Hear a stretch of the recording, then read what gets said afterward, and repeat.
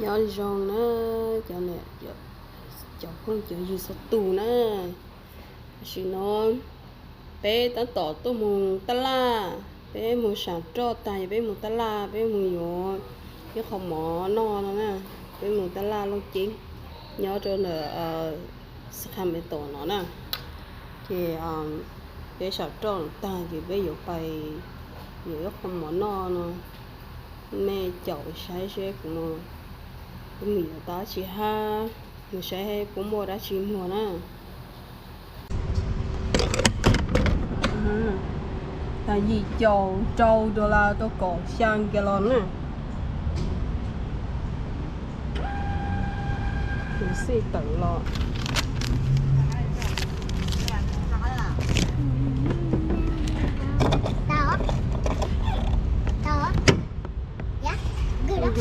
chứ à giờ phải hay luôn cho nó này có mua tiền có sao ở chị à có lớn đây Yeah, you said the N word, no? You did. I say dog. You say that. đây là mùng gì tên đen à hả? Mom, you need to cut that part out. Nó tôi đang cho nó. Yeah, I know. Bad. I say. Cái mò thế đó, các cô xe. I say, mommy, cut that out. Bây giờ mua salad bây giờ mua chè ăn chín nó. When? Tôi sai thế nào? Nó bây giờ tụi nó giờ bây họ chạm bây chè. Okay. Mommy, you say that. Mommy say. Yeah. Go, let's go. Phải á. Go shopping. You're Tôi không nói đâu bây giờ. Oh, that's us. Bây giờ đâu xa. Đâu xa cả bây giờ. Yeah. I mean, you don't need to cut it. I Yeah, didn't say the N word. Bên chỗ ai chỉ nói cho mình à? No, you're inside. California. Hả? I tell you California. À, này bên chỗ California à? And then replay them. Replay them. Yeah, McDonald's. California à? Oh, what's McDonald's? Bây giờ mua tao làm món nữa. Bên không? Bên ta là mẫu, ta là che à? Bây giờ. Ai yêu chơi nữa chứ? Hả? Ai yêu yêu chơi nữa?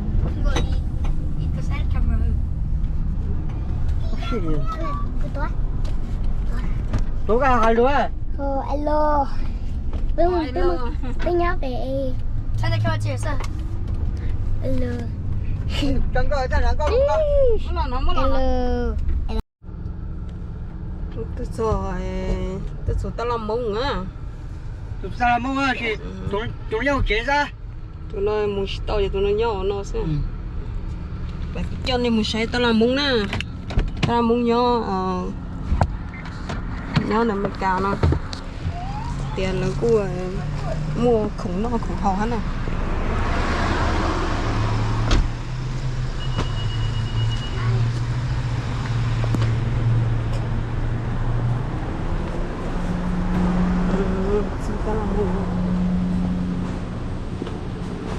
Okay.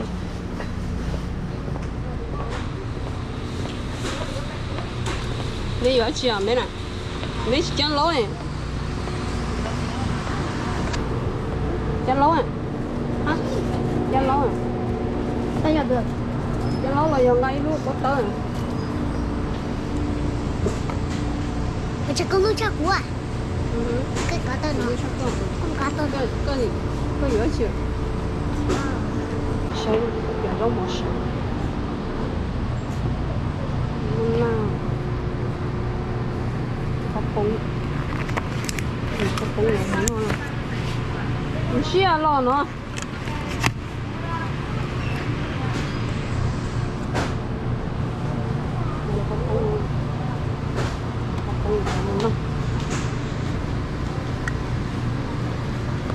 Nãy lúc khao kapong nữa.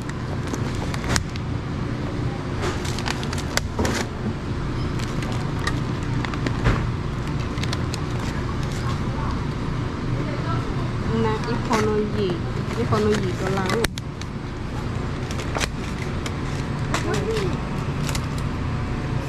có spring roll bây giờ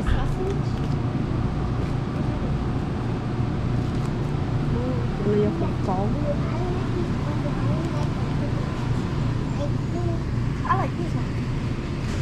bánh nọ đấy bánh nọ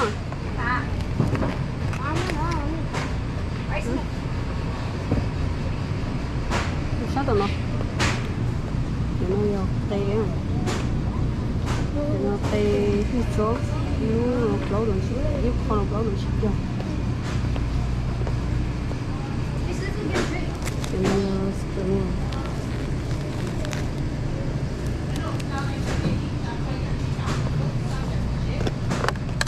thì mình fried rice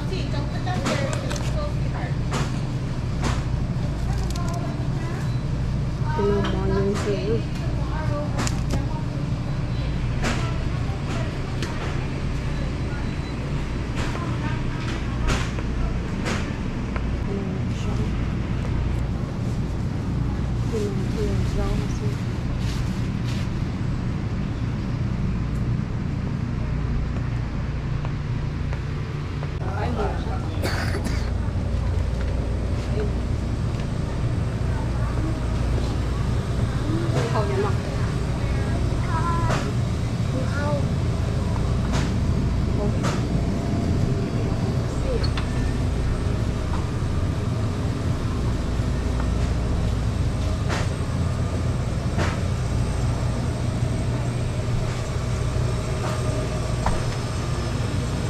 Ôi có bé California hư. có vẻ cái gì không Để biết là hometown ấy. không thấu được vậy Thế sao hometown? chỉ một cái từ áo rồi Oh shit. chết kêu cái chẳng một sẽ trả lời thế mà bake up ngon chỉ có bake up nhá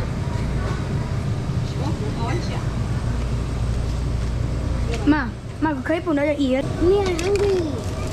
có hàng người có nói chứ mà Mama. Nó. có hàng người có nói chưa Nâng gai à? nói chỉ không sự lỗi sai rồi Nobody, please. ngon đúng rồi thay lò đi tự ai nữa này ở đường chua chua cái gì nó này Hello. cái gì nó ở đường chua chua cái gì nó ở đường chua nhưng mà nó như mà khởi Yeah, good.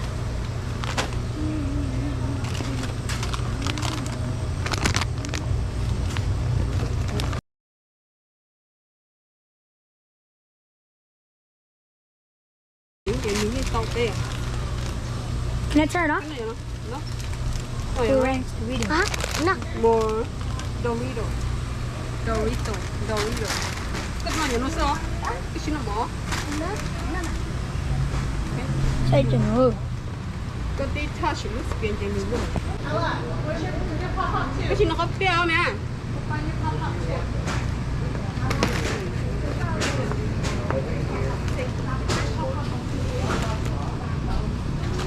Oh shoot.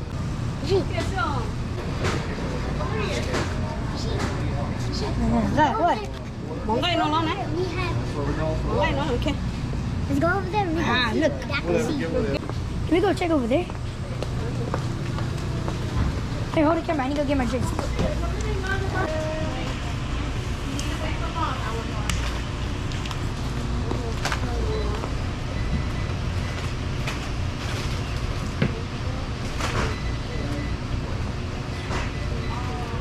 Ooh. Move. Oh, they blocked it. It's gone. It's gone.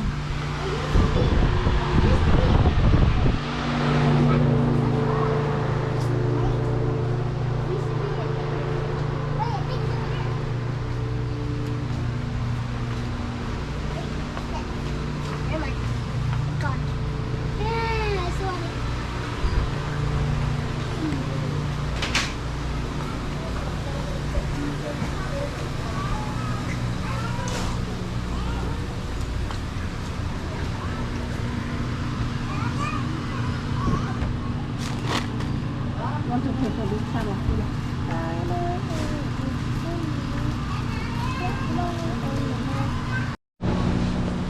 tàu á tàu khủng nó là tàu trắng tàu chơi bây giờ tàu họ nó cái tàu họ này em nó cứ cái thẻ nhà trời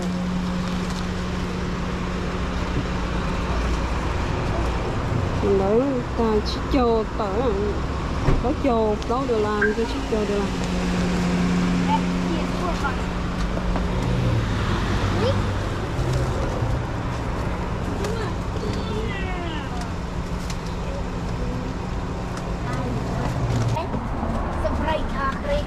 Can you put water on my hand? Can you put water on my hand? Sao bây giờ còn nói là chỉ cho đó được là thế nào. Chỗ này ở tụi cháy ở tụi này giờ tôi nó hậu chế bài này nữa.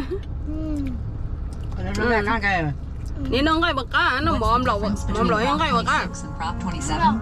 Này giờ thì lọ. Giờ tao là luôn chính rồi bây giờ. So good bây giờ. Tôi bây giờ chế tính nó tao bây giờ.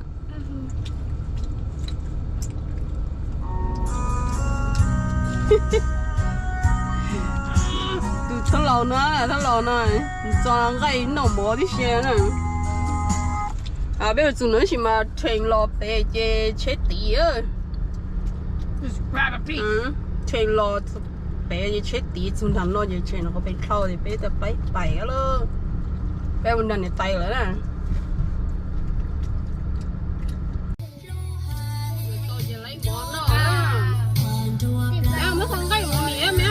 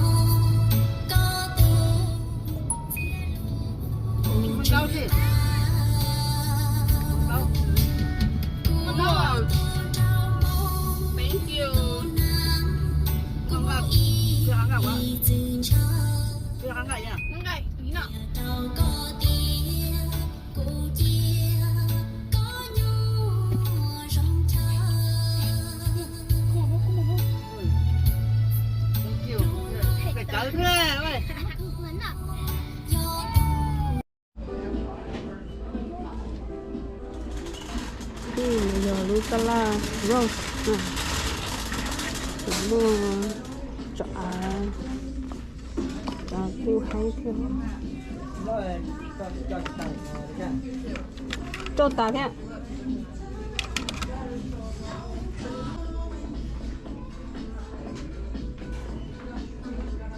thế cả ơi cứ cho ta điện chế cái điện chế mình nhất tổ chế sao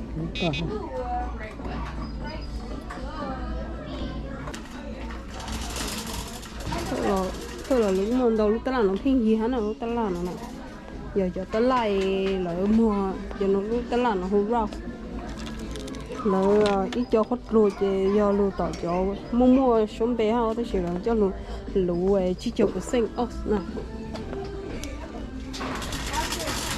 cái tôi bé cái nhà tôi chỉ cái gì ha tôi chỉ là những con gì ở chỉ cái này bây giờ nhiều dầu đây chúng nó tôi我是怎么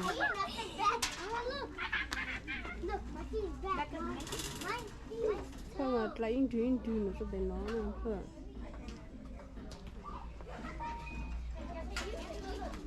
bây giờ mình nhiều dầu for session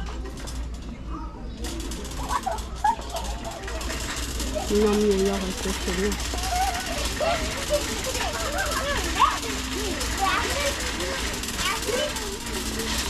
rồi một hai người phải có thịt khéo lâu cái nào chứ Okay. Who the hell picked this thing up? It's Trent. Huh? Turn off.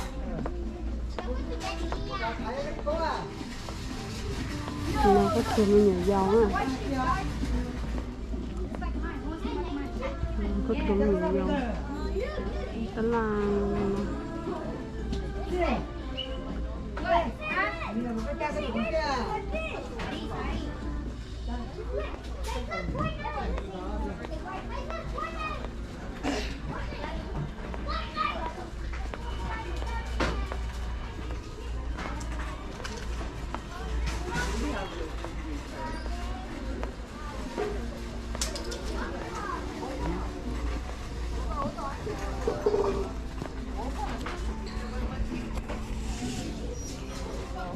cái gì đến gì lên nó xin nó bạn bài này nó đi ra một cái tôi họ tới là từ mà lên thay cho nó Có đó.